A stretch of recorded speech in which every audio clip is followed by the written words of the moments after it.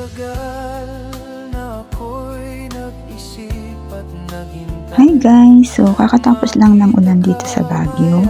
At ngayon pinapakita ko sa inyo ang maliwalis na panahon.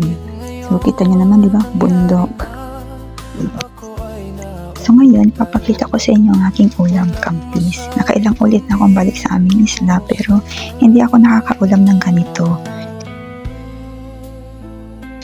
So parang walang connection yung introduction ko sa aking video. Kampis na natuto guys. So yan. Madali lang naman itong iluto. Ibaboil mo lang siya or i-steam. After 5 minutes or 3 minutes, luto na siya agad basta bumuka na siya. So, gumawa ako ng sausawan. Tandang-tanda ko pa habang ako'y papalayo. So, kain tayo guys. Yun lamang po.